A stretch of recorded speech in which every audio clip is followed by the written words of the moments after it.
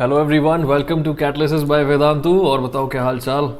If I'm audible and visible, please write yo in the chat box. You know the drill. So, my dear friends, this is the second class of the chapter of periodic properties. If you missed the first one, please make sure you go and watch that. It was a very amazing class. Everyone enjoyed it. So, my dear friends, today it's the time to get a little deeper into the chapter of the periodic properties. Yeah, in the previous class, what did we do?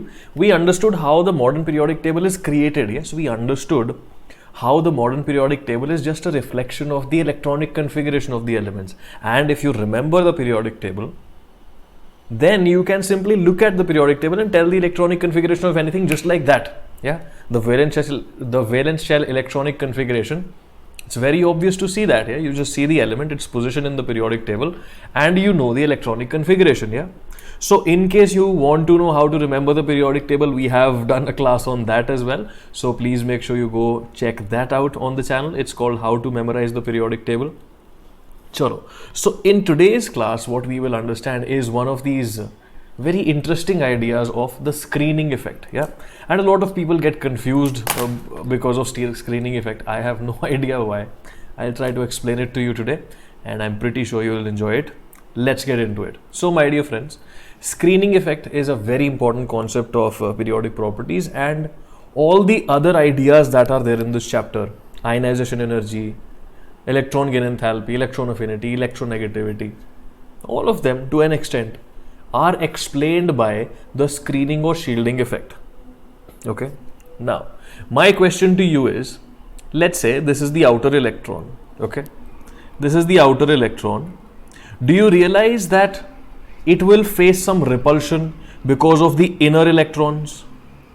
It will face some repulsion because of the inner electrons. Yeah, there are some electrons inside, so the outer electron will face some repulsion. Okay. Keep that idea in your mind. Also, do you realize that this nucleus has all the protons, isn't it? This nucleus has all the protons, all right, and all the protons are positively charged. So this nucleus has all the positive charge of this particular atom. And let's say there are, just a random example that we're taking, let's say there are 4 electrons in this atom. So let us assume that there are 4 protons in this atom. This is just a random assumption. Okay, don't take it too seriously.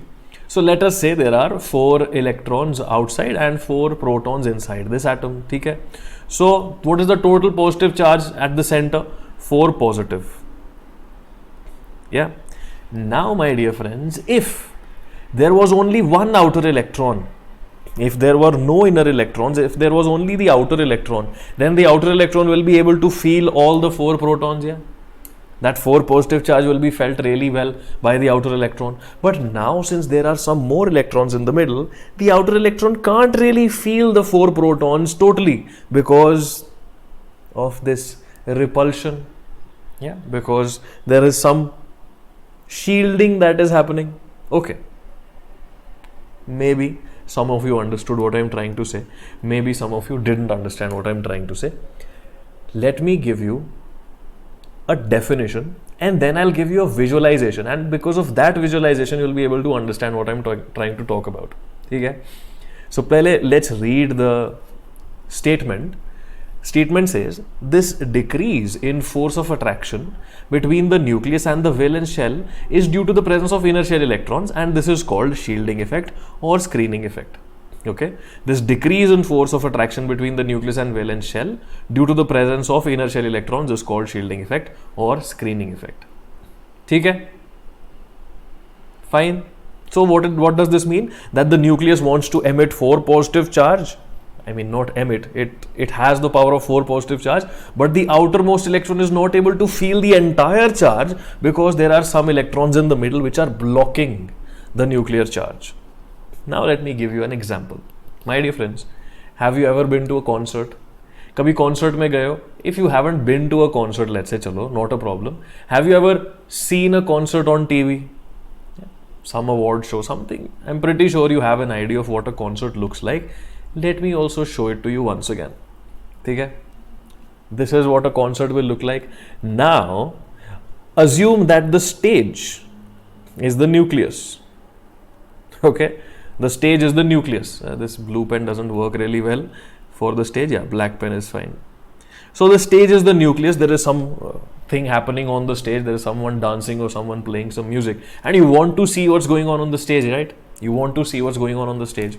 Now the people who are closest to the stage, yeah, the people who are far the closest to the stage, these guys are very happy, yeah, because they are very close to the stage. So when you're standing close to the stage, you can see everything. Okay, amazing.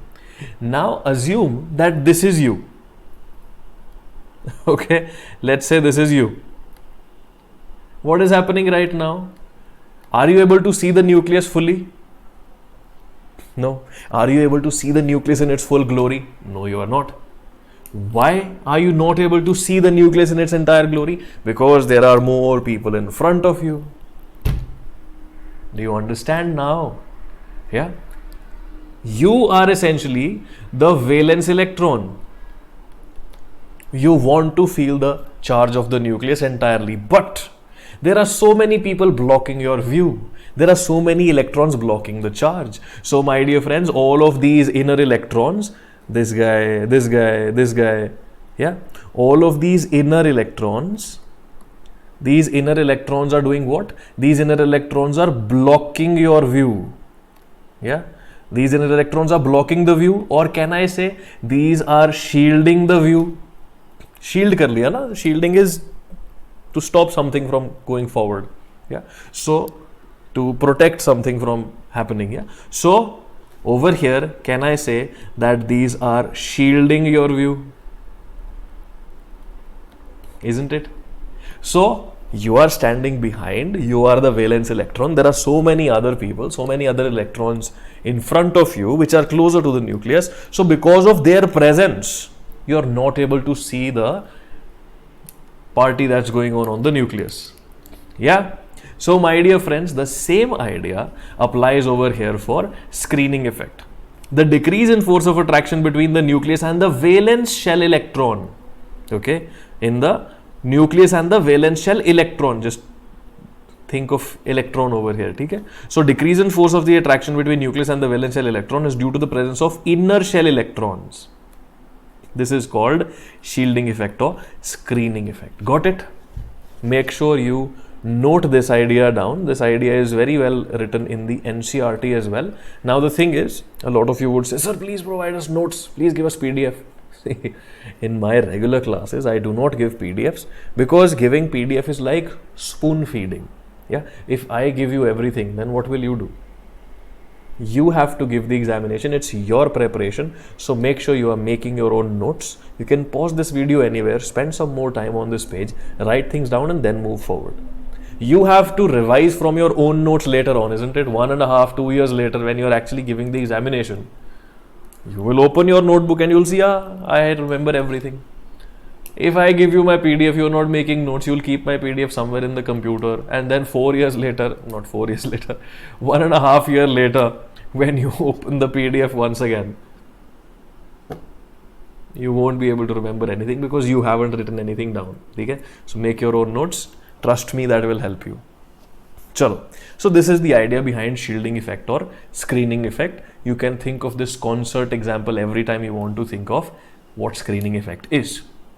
So now let us try to associate some more mathematics to the screening effect. Yeah, let's try to put it in some numbers as well.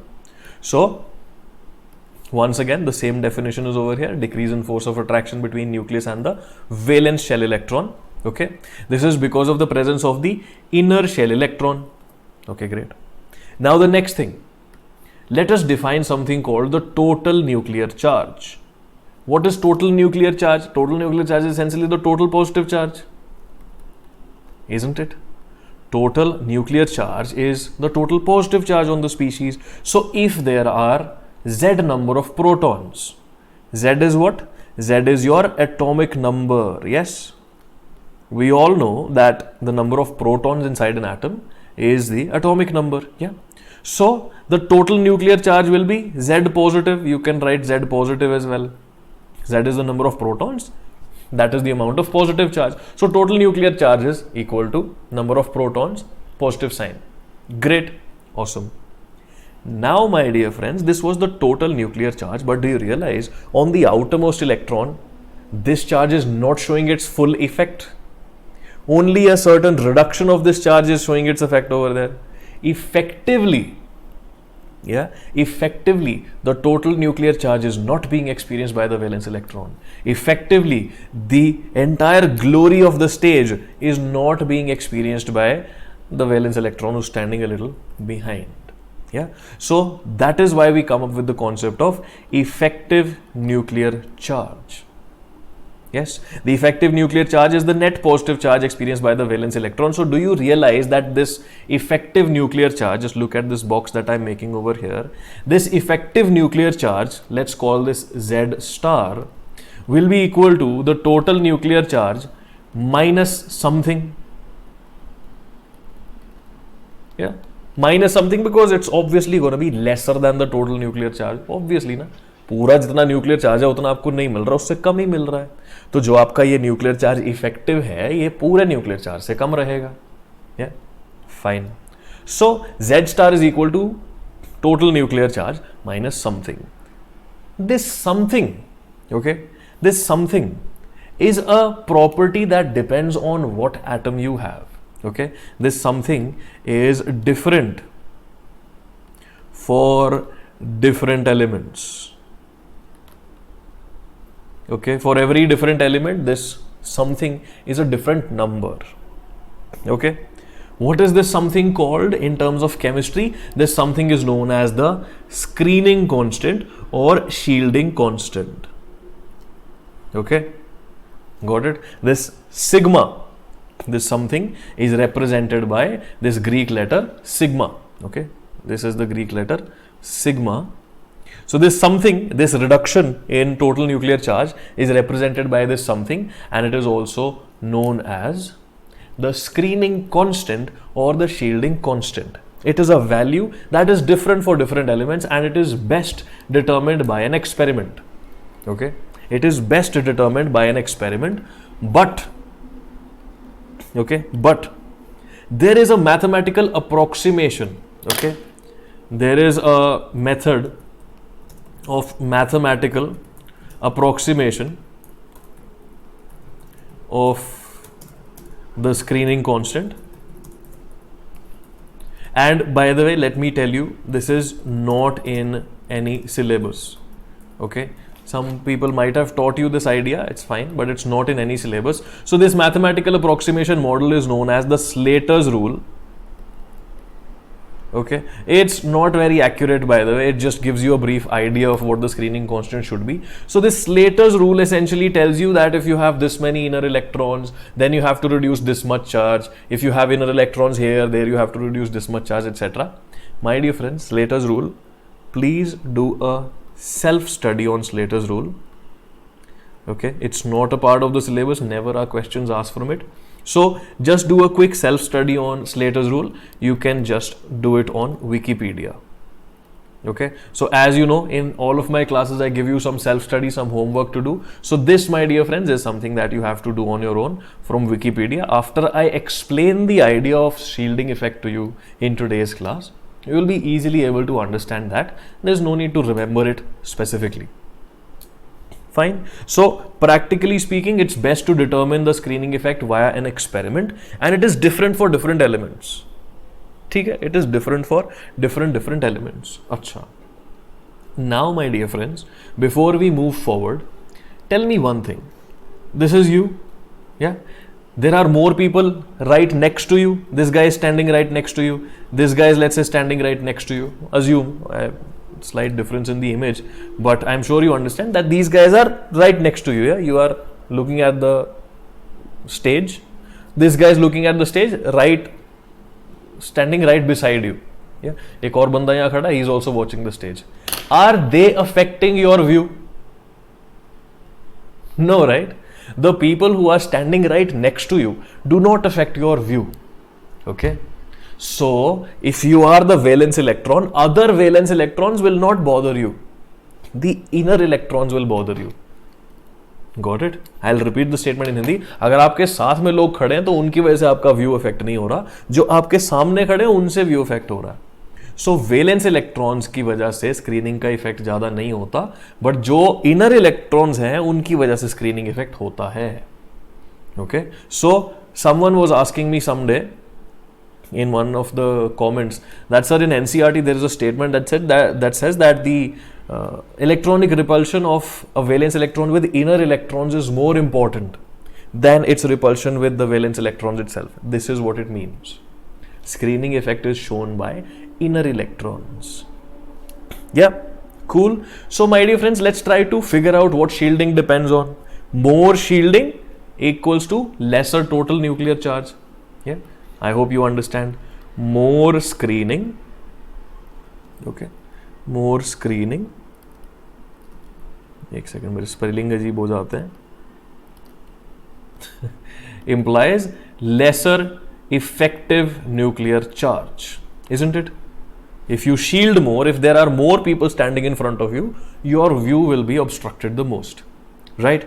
So now, my dear friends, let's try to understand in what cases you would have more screening, in what cases you would have less screening. That's what we need to understand. What does this screening effect depend on? First of all, it's very simple. It depends on the number of inner shell electrons. Inner electrons, basically. Yeah? The more electrons are there in front of you, more is the screening effect. Yeah, more inner electrons implies more screening effect. Okay, so effective nuclear charge is essentially decreasing if you have more inner electrons, right? So this is very simple. This is an obvious idea. Yeah, more people watching the concert in front of you, the worse will be your experience. Great. Now, my dear friends, the next point over here is very important. Listen to this point carefully, and I'll give you another visualization to understand this point. Orbital shape has a very, very important role in screening. Okay, orbital shape has a very important role in screening. I'll tell you a fact, and then I'll try to explain it to you. Inner electrons, okay, orbital shape of inner electrons, okay. We are talking about screening because of inner electrons. So if you have inner electrons that are in s orbitals, they will show the most amount of screening. If you have inner electrons that are in s orbitals, they will show the most amount of screening. Then p orbitals, then d orbitals, then f orbital electrons. Okay. So if you are the valence electron, let's say you are the 3s1 in a sodium, let's say you are the 3s1. So sodium में क्या होता है? 1s2, 2s2, 2p6, 3s1.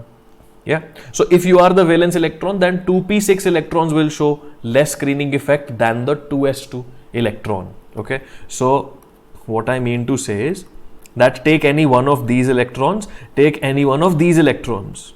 The screening effect because of the 2s electron is going to be more than the screening effect because of one of the 2p electrons. Now, since 2p electrons are more in number, of course, the total screening because of the p orbital over here will be a little more, yeah, because of the p subshell. But if I talk about one electron from the s subshell versus one electron from the p subshell, this guy will show more screening than this guy. Now the question that arises is why? ऐसा क्यों हो रहा है? Why is the s electron better at screening than the p electron? Why does the s electron shield better than the p electron? Let me try to explain. My dear friends, think of these orbitals, think of these orbital shapes as clouds. Okay, what are these orbital shapes? These are places where the electrons exist with the most amount of probability, isn't it? Yeah, think of them as clouds. Acha. So my dear friends, what do I mean to say? Let's say there is a sun in the middle. Okay, the nucleus is the sun. This typical diagram that we make of the sun. Yeah, and there are lots of clouds around you. Okay, this is you. You are one of the outermost clouds. Okay, this is you. This is the valence electron. Valence electron. This is where I am. ठीक है, यहाँ पे मैं बैठा है. Cool. Now, more are the inner clouds, more will be the screening. More are the inner clouds, more will be the screening. The inner clouds are what? The inner clouds are electrons. Okay, great. Now, my dear friends, the electronic cloud of the s orbital electron essentially is a sphere that covers the entire sun. Isn't it? The s orbital electron, yeah, its wave function, its distribution in space essentially is like a sphere. Spherical distribution, yeah, we have understood all about these distributions in the atomic structure chapter. Please make sure you watch those classes if you've missed them. Okay? This is an entire sphere. Okay. Now what this sphere is doing, this is encircling the entire sun. The electron in the s orbital can be anywhere in this sphere. So the sphere blocks the sun very well, isn't it? The sphere blocks the sun very well. You will still get some light because it's a cloud. Yeah, it's not an opaque object.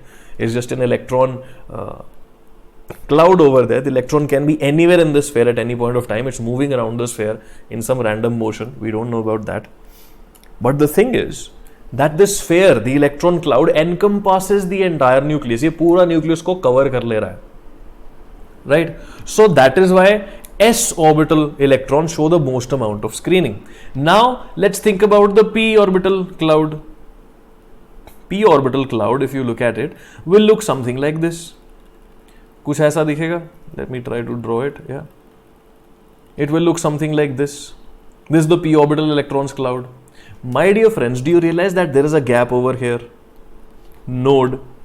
Yeah, there is a gap over here. So my dear friends, if you are able to move towards this side in your orbital, yeah, do you realize you can see the sun very easily from here? Easy to see the sun. Yeah, because this cloud is not encompassing the nucleus entirely. It's just encompassing the nucleus partially. The sphere encompasses the entire nucleus. The p orbital, it's not a complete sphere. It's just a dumbbell kind of a structure. Yeah. So there are still gaps in this particular orbital from where you can see the sun. Eventually, it means that it has lesser screening. ठीक है? Similarly, if I talk about the d orbital, there will be more gaps. Yeah. फटाफट से, let me try to draw that as well. So in the d orbital, you'll have more gaps, isn't it? D orbital बनाते हैं फटाफट से. So d orbital will be something like this. I'll skip drawing dotted line. मैं फटाफट से बनाएगा. All right. So the d orbital will look something like this. So now, do you realize there are more gaps? I'll just put tick marks on the gaps. 1, 2, 3, 4. So there are more gaps in the d orbital cloud. The d orbital cloud is arranged in space in such a manner that there are more gaps which allow the sunlight to pass, which allow the nuclear charge to be experienced by the valence electron. ठीक है? And similarly, look at the f orbital cloud now. Can you see there are so many gaps in the f orbital cloud? हर जगह से देखो इसको. Look at it from all directions. Got it? So, my dear friends, the screening effect of s orbital is the most. Okay, s orbital electrons screen the most, then p orbital electrons, then d orbital electrons, and then f orbital electrons. And always remember that the screening effect of f orbital electrons is very poor. There are some ideas that we'll discuss later in this chapter. Ideas like lanthanide contraction, ideas like inert pair effect. They sound fancy right now, but eventually we'll be able to understand them. So they happen because of poor f orbital screening effect. ठीक है? Got it? So s orbitals will shield the most. S orbitals will obstruct your view of the concert the most. F orbitals will not obstruct your view that much. ठीक है? So I hope the screening effect was made simple by the use of the concert idea and the cloud idea. Yeah? If you enjoyed that, then hit the like button. Now, my dear friends, before I go into the applications of screening effect, I want to tell you about this very beautiful subscription course that we have at Vedantu. Okay, Vedantu Pro subscription, that is what we call it. Now, the thing is that in this age of coronavirus all over the world, we have to stay at home and we have to work from home. We have to take our classes from home. So the thing is, offline coaching now is not an option. You have to sit at home, attend school online, attend coaching online. So the good thing is that Vedantu has been doing online classes for a very long time. We are already good at it, yeah. So in case you want to join an online coaching institute which is already very good at what it does, then you should join Vedantu. I'll just tell you the details. ठीक है. So this is the course, this is the link for the course, vdnt.in/ytpro. Now in this course you will have live interactive classes on Vedantu's patented platform, so it's going to be better than these YouTube classes because you will have more interactions, more quizzes, leaderboard quizzes, etc. So similar to Menti, we've inbuilt that thing inside the patented platform. It's much better. Yeah, and you have a dual teacher model for personal attention. So one teacher will be teaching, the other teacher will be solving your doubts on your chat. Of course, when you join a coaching, you get assignments and notes and all the study material, everything that you need for every chapter, question, summary, etc. Yeah, you will have replays of these live classes available anytime you want. Okay, and test series and analysis will also be available, so you can take tests, you can compare your marks with other people who have taken the course, etc, etc. So everything that's there in the offline coaching institute online, but little better because you get the recordings of these classes as well. Once these classes are taken, you can watch the recordings again and again. So my dear friends, in order to join this course, all you need to do, I'll just show you very quickly, just a second. So what you need to do is, you have to open this, okay? You have to open a web browser. The link is in the description. You can just click it or just open your Google Chrome and type vdnt.in/ytpro. Okay? When you open it, it'll ask you which class you're in. Let's say you're in 11th class, most of you will be. If you're targeting JEE, if you're targeting NEET, let's say you're targeting JEE, you can click that. All the details of the subscription are here, the video about the subscription, etc, etc, all the details are here. Once you are satisfied with the details, you can enroll for this course for 1 month, 3 months, 6 months, 12 months, etc.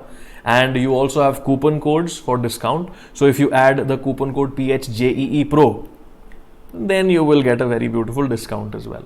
Fine. So in case you want to enroll as a dedicated student at Vedantu, this is the link that you should follow. These are the coupon codes. I know the advertisements sometimes can be a little boring, but I hope you understand that only because some of you choose to take these paid courses, we can take free classes for everyone. Yeah, chalo. So बढ़िया, जिसको enroll करना होगा कर लेना.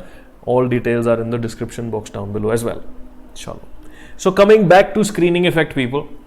Now I want to ask you, what is the general trend of effective nuclear charge? See, you've done this chapter earlier in your 9th and 10th class as well, and you know what this general trend is. Yeah, left to right, this increases, top to bottom, this increases, decreases, etc.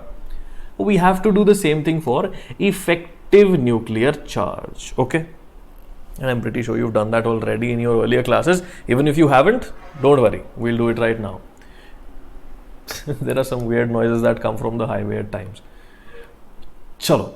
So my dear friends, when I go from left to right in the periodic table, what is happening? Do you realize that my extra electron, my new electron is added to the same shell? Yeah, I can write over here, new electron is added to the same shell, isn't it? New electron is being added to the same shell. वो S orbital में जाएगा, P orbital में जाएगा, D orbital में जाएगा, etcetera etcetera. You know the jazz. क्या हो गया, एक सेकेंड. हाँ, so new electron is added to the same shell. S में जा रहा है, P में जा रहा है, D में जा रहा है. The new electrons are being added in the same shell, and as I told you that if people are standing right next to you, they don't cause any screening effect. Very less if they just touch you and throw you here and there. Okay?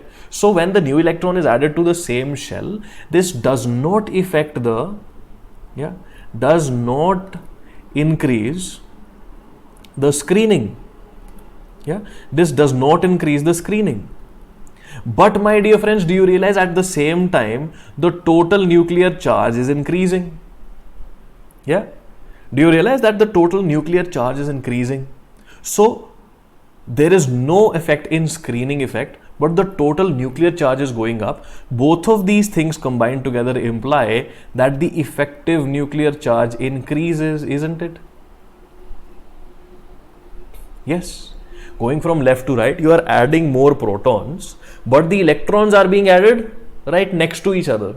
No more screening, more total nuclear charge implies more effective nuclear charge. So when I go from left to right in a periodic table, my effective nuclear charge increases. Very important idea. Okay? Now people, when I go from top to bottom, this should be very simple. When I go from top to bottom, of course you should know that you are putting more and more inner electrons. Yeah, you are putting more and more inner electrons, and the final electron is going in the newer shell. So the screening effect is increasing very much.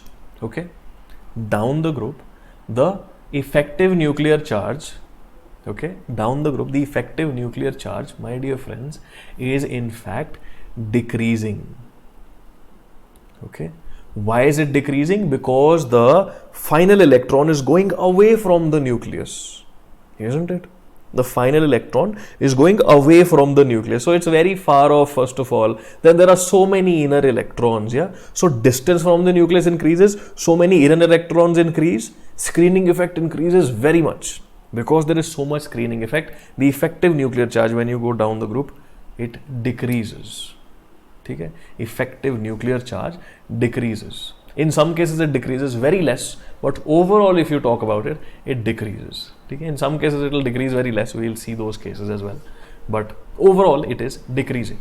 Okay? So left to right increases, top to bottom, overall it decreases. Okay? Chalo badhiya. Now my dear friends, I have a very interesting idea for you. Okay, let's apply this idea of effective nuclear charge to understand the radius of ions. Okay, radius of ions means size of ions. Yeah, I'll give you a fact first of all. Okay, fluorine's atomic radius is 64 picometers and sodium's atomic radius is 186 picometers. Can you write the electronic configuration of fluorine and sodium? Fluorine's electronic configuration is 1s2, 2s2, 2p5. And sodium's electronic configuration is 1s2, 2s2, 2p6 and 3s1. Right? Now my dear friends, let me show you the fascinating thing. If I convert fluorine into F negative, okay, if I convert fluorine into F negative, what am I doing? 1s2, 2s2, 2p6. Isn't it? I am giving it one more electron. And if I convert sodium into Na positive, what's the electronic configuration right now? 1s2, 2s2, 2p. Once again, 6. Do you realize that Na positive and F negative have the same number of electrons in them? Yeah? Do you realize they have the same number of electrons in them? There is a fancier word for this, by the way. Okay, same number of electrons. If there are multiple things that have same number of electrons, you will call them isoelectronic. Okay, a lot of people get confused and they ask, sir, what is isoelectronic? When two species have the same number of electrons, that is known as isoelectronic. So F negative and Na positive are isoelectronic. But my dear friends, do you realize that the number of protons are not changing? In F negative, the number of protons are how much? 9. Yes. And what is the number of protons in sodium? Number of protons in sodium is 11. Isn't it? Number of protons in sodium is 11. Acha. So my dear friends, answer this. 9 protons attracting, understand this very carefully, okay, this is very important. 9 protons attracting 11 electrons. Okay, sorry, 9 protons attracting 10 electrons. Blue pen se likhne do. Yeah, this is the story for F negative. What is the story for sodium? 11 protons attracting 10 electrons once again. This is the story that is applicable for Na positive. Now my dear friends, less protons, more electrons. Electrons will be very chill.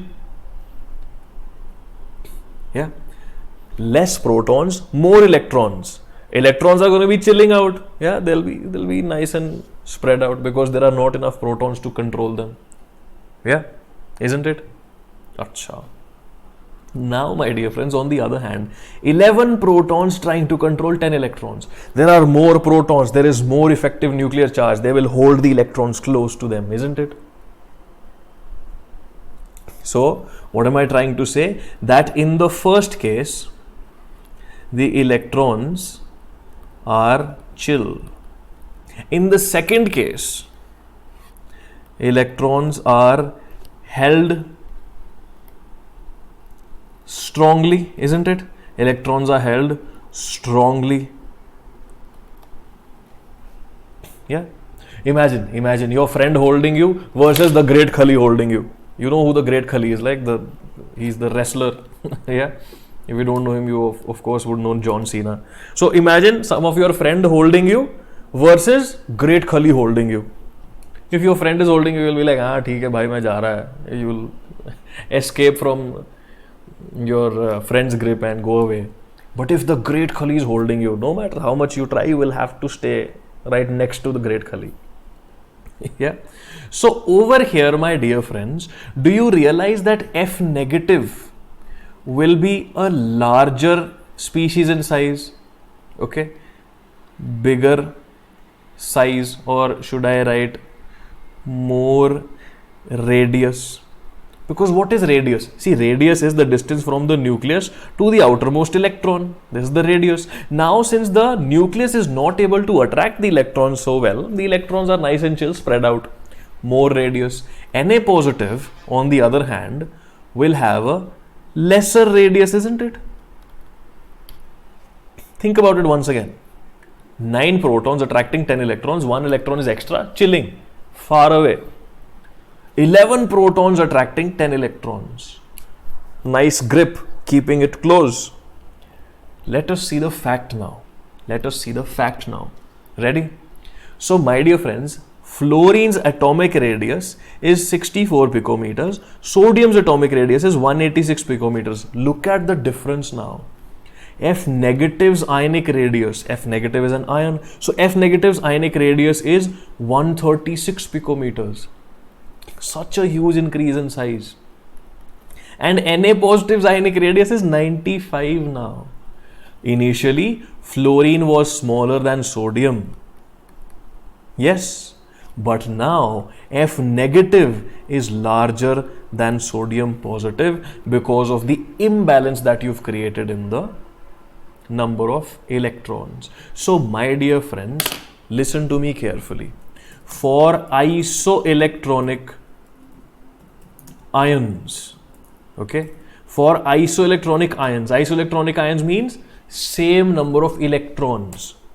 For isoelectronic ions, more protons is equal to lesser radius. Always remember this. Very important questions from this concept come directly every year. For isoelectric ions, more protons is equal to lesser radius.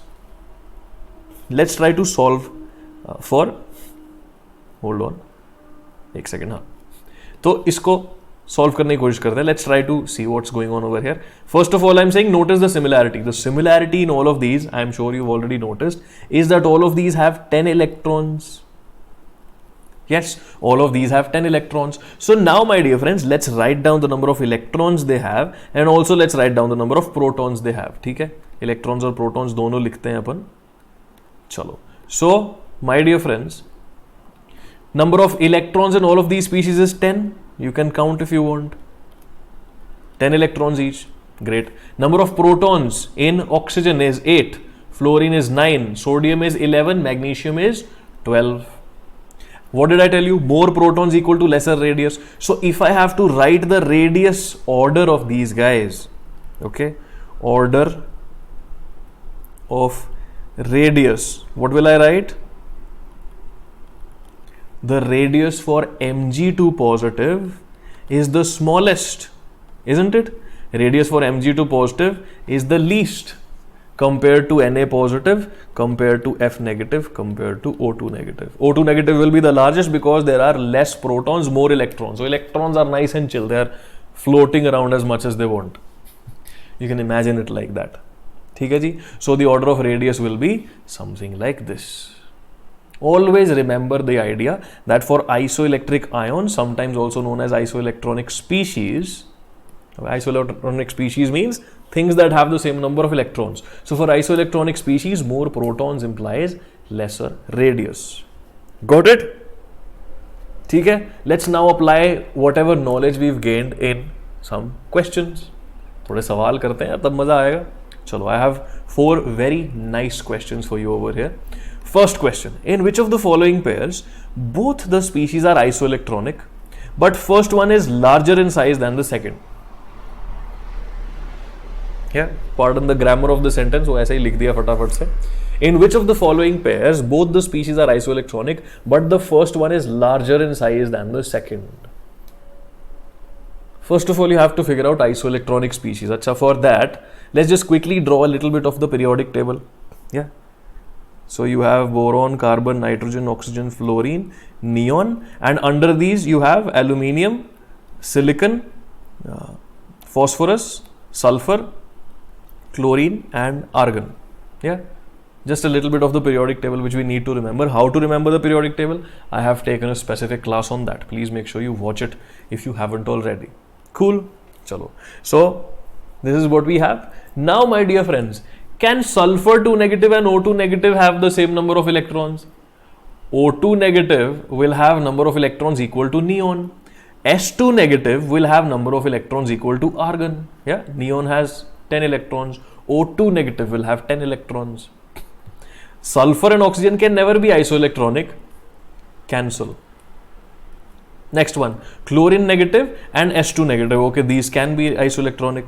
Yeah, Cl negative has the same number of electrons as argon. S2 negative has the same number of electrons as argon. So this is isoelectronic. Okay, isoelectronic तो ये है. But is the first one larger in size than the second? Let's think about it. S2 negative.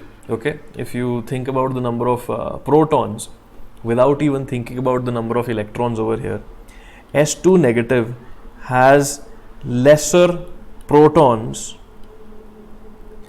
than Cl negative. S2 negative has lesser protons than Cl negative. What does this imply? This implies S2 negative is larger, isn't it? This is what we've learned over here. More protons, less radius, less protons, more radius. So over here, since S2 negative, of course it comes before chlorine in the periodic table. Yeah. So sulfur has lesser protons than chlorine. Yeah. Sulfur has lesser protons than chlorine. So S2 negative's radius will be more than chlorine. So over here it says first one larger than the second, but over here second one is larger. Cancel this option as well. ठीक है, over here second one is larger, तो यहाँ लिख देंगे this is larger. Cool. Next option, F negative, Na positive, 10 electrons both, F negative and Na positive. As we know, Na positive also has 10 electrons, F negative also has 10 electrons. F negative, lesser protons, more size. My dear friends, option number C is the correct answer. And I'm pretty sure a lot of you have answered with the option number C in the chat box. Very good. Again, nitrogen and phosphorus, they can never be isoelectronic. I mean, if they are isoelectronic, then you've done something very interesting in the laboratory. You've either given nitrogen too many electrons or you've taken away too many electrons from phosphorus. If you're able to do that in the laboratory, you can ask for a Nobel Prize and they will definitely give it to you, I'm pretty sure. So, in all practical conditions, N3 negative and P3 negative, of course, are not isoelectronic here. So, let's just cancel this point out as well. Got it? Simple idea. This question we've already done. ये तो भी कर लिया अपन ने. Yeah. What's the correct order of ionic size of these species? So Mg2 positive will be the smallest, O2 negative will be the largest. क्या कहाँ पे गया ये? Mg2 positive is the smallest, O2 negative is the largest. Which option is correct? अच्छा, यहाँ पे nitrogen भी है. Okay, interesting. So over here, if you have to write the order will be Mg2 positive is the smallest, then you have Na positive, then you have F negative, then you have O2 negative, then you have N3 negative, yeah. Nitrogen 3 negative, 10 electrons, but it has the least number of protons, 7 protons, yeah. So which option is fine? It says Mg positive is largest, no. It says F negative is larger than N3 negative, no. This one says MgNaFON, absolutely. Option number C is correct, option number D is also incorrect. It says that sodium is smaller than magnesium and fluorine both. Chalo, badhiya. So option number C is correct. We just understood this concept. Always remember that it is all about the balance of protons and electrons. More protons is equal to lesser radius for isoelectronic species. Okay? Badhiya. Let's do two more questions now. So on the top, what do you have? The increasing order of ionic radii of the given isoelectronic species is. So chalo, let's make a little bit of the periodic table once again. So you had your boron, carbon, nitrogen, oxygen, fluorine, BCNOF. Okay? And then you have a neon as well. At the bottom, what will you have? You will have aluminium, silicon, phosphorus, sulfur, chlorine, argon. After argon, what will you have over here? Potassium and calcium. Yes, potassium and calcium. So my dear friends, do you realize that Ca2 positive, potassium positive, argon, Cl negative, S2 negative, all of these are what? Isoelectronic species. Yeah, all of these are isoelectronic, isn't it? Now, what is being asked in the question? The increasing order of ionic radii of the isoelectronic species is. So, the size will increase towards S2 negative. So, the smallest size will be calcium, then potassium, then chlorine, then sulfur, 2 negative. This is the correct answer. Yes, isn't it? Calcium 2 positive, smallest because it has most number of protons. S2 negative, largest because it has the least number of protons. Electrons are still the same. So, option number C is correct. Now, my dear friends, the next question is very, very interesting. The next question says, the radius of lanthanum 3 positive, atomic number 57, is 1.06 angstroms. Which of the following values will be closest to the radius of lutetium 3 positive? Let me tell you where this guy is. Okay, this guy is in the lanthanide series. So, you have lanthanum and then the lanthanide series starts happening. Yeah. So, what does the lanthanide series look like? It looks like this. Okay, how do I remember this? Celebrating producer and Pam Sam. That's how I remember it. European Gadhe. That's how I remember it. Celebrating producer and Pam Sam, European Gadhe. If you want to know how I remember this, please tell more. I have taken a class on it already. Okay? Chalo. Then after gadolinium, you have. How do I remember this? Tumble dyed hot engineers to make Yib Lu. So, my dear friends, what we've made over here, how do I remember it? I've taken a class on it. What we've made over here is the lanthanide series. Lanthanide ke baad you start cerium and then it keeps on going. Yeah, praseodymium, neodymium, promethium, etc., etc. So, when it ends up at lutetium, my dear friends, do you realize that you are going down the period? Left se right ja rahe ho na, isn't it? You are going from left to right. Okay, I know the screen is cropped a little bit. Ab dekh lo, pura dikh jayega. I'll move myself over here. Yeah, fine. So, my dear friends, when you are going towards lutetium, the size has to decrease, isn't it? Why does the size have to decrease? Think about it. Okay, think why size decreases. And the hint is very simple. The hint is effective nuclear charge increases. Okay, so what I have done right now, I have given you the hint of this question. Okay? From left to right, I am pretty sure you've studied it in your earlier classes as well, that the size will decrease because the effective nuclear charge increases. Yeah, the new electron is going in the same shell, nuclear charge is increasing, so the outer electron will be closer. You already know this idea. My dear friends, just answer this question in the comment section down below. Homework question hai ye, it's your homework question, and give me the answer in the comment section of the video later on. Leave a comment down below. ठीक है? Very interesting question. I will explain this in the next class as well. And this class is not over yet. I have to tell you a little bit about something more. But just to tell you that the classes for 11th class, okay, the classes for 11th class will happen on Tuesday, Thursday and Saturday at 7 p.m. So the next class of periodic properties chapter is going to happen on Tuesday at 7 p.m. So my dear friends, please tell me what the answer will be. Lanthanum 3 positive, the size is 1.06 angstroms. I have told you that down the period, if you go from left to right in the periodic table, the size should decrease. You know that already from your earlier class. So just give me the answer. ठीक है? Comment section में बताने का जरूर से. I will take the names of a few people who've given the correct answer in the next class. Chalo, let's go to the next slide now. So, what is the general trend of atomic radius? As I told you, see, from top to bottom, everyone knows that size increases. Yeah, top to bottom, everyone knows size increases because you are putting so many electrons, new electron in newer shell, size increases, of course. But from left to right, okay, from left to right, my dear friends, you know that effective nuclear charge increases. The number of protons are increasing, but the number of electrons in the outermost shell, they are increasing, fine, but they are not screening each other. Yeah, let's say this is the inner nucleus, okay, and this is the outermost shell. Just for imagination, this is the outermost shell, okay, there is one electron over here. Now you add one proton in the middle, you add another electron here, add one proton more, you add another electron here. The electrons are being added in the same shell, but more effective nuclear charge is happening over here, isn't it? Why? Because these will not shield each other. ये एक दूसरे को shield तो नहीं कर रहे ना. It's like this, okay? The people on the stage are increasing the volume. Yeah, the people on the stage are increasing the volume. But if you have more people right next to you, you will hear it loudly, isn't it? If they increase the volume and more people stand in front of you, then the volume will be muffled. अगर वो volume बढ़ा रहे हैं, आपके सामने और लोग आ गए तो आपको वॉल्यूम कम सुनाई देगी, वो लोग मफल कर देंगे वॉल्यूम को, है ना, लाइट जो आ रही है स्टेज से कम हो जाएगी.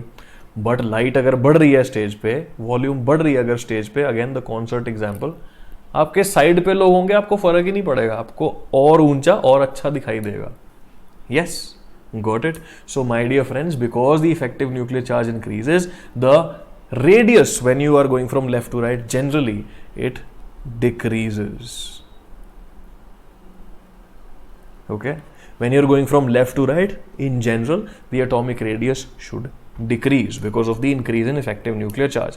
I'm sure you've done this in 9th 10th class as well. ठीक है, चलो जी. So the final thing that I will tell you for today's class is these exceptions.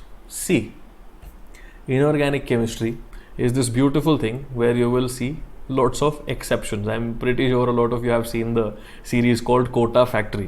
Now these exceptions, or as I like to call them, these anomalies, okay, anomalies are mismatches from the general trend. Okay, so these anomalies are very interesting. Sometimes they can be irritating, but if you are able to understand them well, they are very interesting. Also, before I go forward into explaining the reasons behind these anomalies, okay, I have to tell you something very interesting, very useful to understand chemistry later on. Okay, listen to me carefully. See, what happens in chemistry is we try to observe nature, yes, and we try to collect some facts. So after observing nature, we've collected a lot of facts and we've kept it in a book, and then afterwards we try to form a theory. That is what we do, isn't it? We observe nature, we observe that the sun rises from the east every day, sets in the west every day. We observe this fact for a lot of days, and then we give a theory that the earth is revolving around the sun. Yeah. Now that is a very simplistic example, but something similar happens in chemistry. We observe that, okay, this is happening, this is happening, this is happening, then we give a theory. My dear friends, these theories are all man-made theories. I'm not talking about earth revolving around the sun. That is a fact. Let's keep it aside. But in chemistry, whatever theory I'm giving, the effective nuclear charge, screening, etc., electronic configuration, all of these are man-made theories, aren't they? Men and women have given these theories. Human scientists have given these theories, isn't it? Great. So the thing is, if men and women are giving these theories, are they going to express the nature in its entire capacity? Never. These theories will always have some drawback. These theories will always have some fallacies. These theories will always have some limitations, isn't it? Isn't it? होगा, हर theory का limitation होगा. So my dear friends, no theory is perfect because we, us men and women, are giving these theories, and theories will never be complete. Theories will always have some or the other exception because theories are made by humans. We are not able to understand the nature in its complete beauty. Yeah, we are just trying to give some theories. So these exceptions, these anomalies, these are experimentally verified facts. These are things that happen in nature. Okay, these exceptions are not exceptions. This is what happens in nature. The theories that we are making are incomplete, that's all. Okay. If you think that chemistry has so many exceptions, physics is very easy. Newton's laws of motion. 90% of the questions you solve, you write, no friction is there. Friction is just a very linear function. There is no tension in the string has uniform tension. The pulleys are massless, etc. That doesn't even happen in reality, isn't it? So in physics, you are already dealing with an exception. Anyway, coming back to chemistry, these exceptions should not be called exceptions because that is what happens in nature. Our theory is incomplete. Yeah, we are the exception. We are the weird minds who are not able to understand the entire idea of nature. So my dear friends, whenever these exceptions come, exceptions are there because our theory cannot explain it. हमारी जो theory बनाई अपन ने घटिया सी, उससे ये explain नहीं हुआ. That is what an exception means. Now to exceptions we will give secondary reasons. Okay, exceptions ko we will give secondary reasons. My question to you is, should you apply these secondary reasons to the initial theory? Should you even try to apply these secondary reasons to the entire theory? No, right? These secondary reasons are just there to satisfy our curiosity. Secondary reasons. Okay, secondary reasons. All right. So never apply the reasons of exceptions onto the entire theory. That's incorrect. Okay, that's incorrect. It's something like this. Yeah, everyone is going straight in traffic. One guy goes randomly, zigzag, and then crashes. Can we apply his theory to everyone else? No, because everyone else is not going zigzag. Yeah, I can't say that everyone is mad, everyone will crash. No, that weird guy crashed because he was going zigzag. So that person in that situation in traffic is the exception. We shouldn't apply the logic we applied to the exception to the entire theory. So whenever in chemistry we are studying exceptions, never apply the logic that you use for exceptions to anything else. It is just for that exception. ठीक है, चलो. So now coming back to this idea, two exceptions, and this will be the end of the class. Expected is, okay, we are talking about the, यहाँ पे मैं थोड़ा सा misprint हो गया है. Yeah, what is expected? Expected is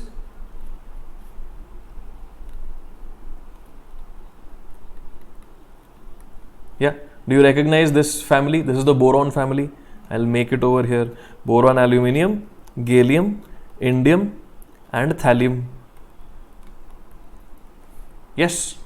So my dear friends, over here what is expected? That their size, okay, what is expected is that their size will increase uniformly as you are going down the group. What is observed is that boron is smaller than aluminium, but aluminium and gallium are almost the same in size. You were expecting the size to increase, but they are almost the same in size. Some books say that gallium is smaller in size than aluminium. Okay, but technically speaking, their radii are very similar to each other. So this is something that you have to remember. Okay, you have to remember that gallium and aluminium are almost of the same size. Some books say that gallium is smaller, but their radii are very similar to each other. Why is this happening, people? Why is this happening? All I tell you to do is write the electronic configuration. एक बार electronic configuration लिखो, सब आ जाएगा. First period, second period, third period, fourth period. So my dear friends, aluminium is a 3p1 species. If I know 3p1, I can write everything inside it. Yeah, 3s2, 2p, 2p6, so on and so forth. Chalo, badhiya. Gallium, can you write the electronic configuration? This will be a 4p1. But underneath 4p1, below 4p1, do you realize there is also going to be a 3d10? And then you will have a 4s2. My dear friends, as I told you, the d electrons show you very poor screening effect, isn't it? Poor screening effect. So the d electrons have very poor screening effect. Gallium has so many more protons, so many more electrons compared to aluminium, but the extra electrons that are there in gallium, which are in the d orbitals, they have a very poor screening effect. They are not shielding the charge very well. They are allowing the nuclear charge to be felt by the 4p1. Yeah. So 4p1, you were expecting it to be here, but there is no screening anymore. I mean, there is very less screening. Yeah. So because of less screening, it sees the nucleus better. It gets attracted to the nucleus better. Yeah. You're watching the concert. There are tiny, tiny, tiny children standing in front of you. You will be able to watch the concert better, isn't it? Yeah. Right. So my dear friends, over here, this 4p1, the valence electrons, yeah, do not, they don't see the screening because of the d orbital electron presence. Okay, d orbital electrons have very poor screening effect. So that is why this valence electron that we are talking about is closer to the nucleus than expected. Okay, this is closer to the nucleus than expected. Fine. My dear friends, this, to figure out this, okay, titanium, zirconium and hafnium, these are in D block. Yeah, you need to figure out why is the size of zirconium and hafnium very similar. Okay, size of zirconium and hafnium very similar. Okay, why is the size very similar to each other? The hint is once again effective nuclear charge. This, okay, this is something that you have to figure out. This is your homework. Okay, this is something that you have to figure out. You can tell me the answer in the comment section as well, along with the other homework question, but try to figure it out. In the next class, I will definitely give you the reason as well. Similar reason, okay, very similar reason, just a different type of electron subshell. Okay, got it? So my dear friends, let's quickly revise what we've done in today's class. फटाफट से revise करते हैं. So we had started off with discussing what is screening effect, and that is the decrease in force of attraction between the nucleus and the valence shell because of the inner shell electrons. I gave you this very beautiful example of you in a concert, and if you are behind a lot of people, you won't be able to see the stage in its full glory. We understood what is screening effect in terms of this screening constant, shielding constant. This is a number that is different for different elements. So total nuclear charge minus shielding effect will give you the effective nuclear charge. Yeah. How to estimate this screening effect without doing an experiment? You can study Slater's rule, self-study. You can do it on Wikipedia. No one asks questions on that in the main examinations. Okay? So more screening effect implies lesser effective nuclear charge. Then more are the inner electrons, more will be effective nuclear charge. Orbital shapes mein, I gave you the example of clouds. S orbital electrons have more screening effect than p orbital, than d, than f orbital electrons. D orbitals have less screening effect, f orbitals have very poor screening effect. Okay? Then This was the cloud example once again. Great. Then I told you about the Vedantu Pro subscription, very beautiful, full course, physics, chemistry, maths, or physics, chemistry, bio, depending on whatever stream you want to choose. Yeah, and you can enroll. The links are also in the description. Then general trend of effective nuclear charge, from left to right it increases, top to bottom it decreases a little bit. Then we talked about ionic radius, and we understood that if you have the same number of electrons but if you have less protons, size will be more protons, size will be less. So we did a couple of questions related to this isoelectronic species ka idea. Yeah, and these questions are very interesting. This is your homework question. If lanthanum's size is 1.06 angstroms, what should be lutetium's size?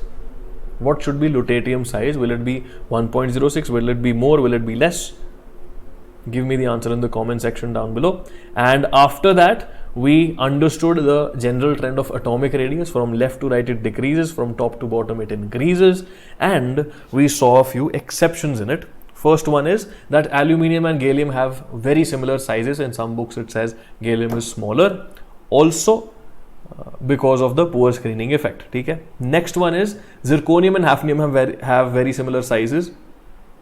You have to give me the exact reason. You can tell me the reason in the comments, or you can just figure it out yourself from the NCERT or some book, and I will talk about it in the next class as well. Fine. So my dear friends, thank you so much for joining in today's class. The next class is going to happen on Tuesday at 7 p.m. and we will discuss about more ideas like ionization energy, and we'll talk about covalent radius, metallic radius, ionic radius we've already done, so van der Waals radius. Those things are what we will discuss in the next class.